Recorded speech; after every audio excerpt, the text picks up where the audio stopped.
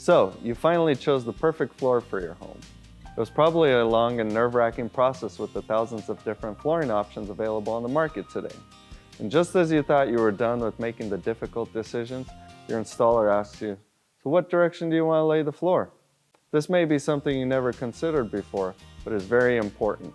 In this video, I will help you determine the proper direction to lay your floor for the most aesthetically pleasing result. At the end of the video, I will provide you with a tool that will help you make your decision. Keep in mind that these are just guidelines, and at the end of the day, this is your home, and you can run the flooring any direction you want.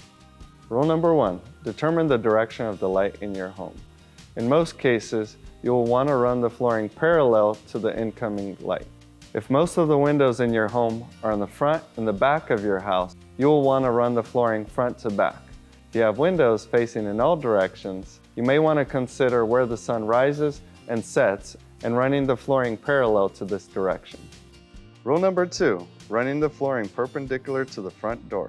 This will accentuate the long planks and give you a natural flow versus a chopped up look as you enter. Of course, there's always exceptions to the rules. If you have a door that's at a diagonal or is perpendicular to the rest of the home and opens up to a wall, in that case you will rely on the other 2 rules to determine the appropriate direction to run your flooring. This leads me to the third and final rule, running the flooring parallel to the longest wall in the home or in the room that you're going to be installing in. If you have an elongated floor plan, it may flow better if you run your flooring left to right versus front to back.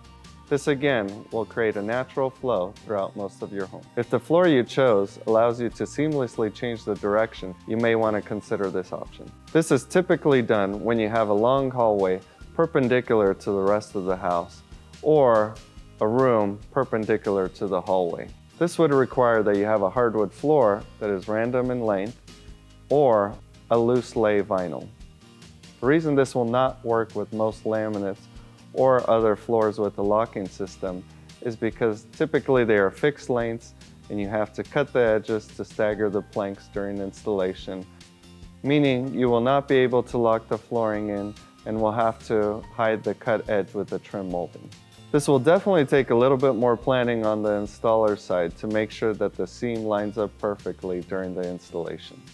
Depending on the layout of your home, another unique option is to lay the floor at a diagonal. This works best when you have walls at a diagonal and you want to lead the eye to a centerpiece in the home, such as a fireplace.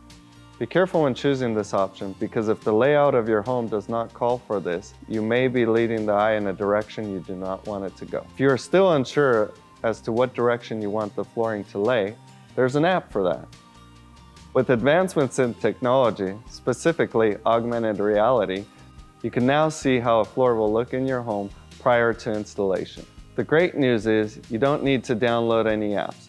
Just go directly to the manufacturer's website, upload a picture of your room, choose a floor, and change the direction instantly.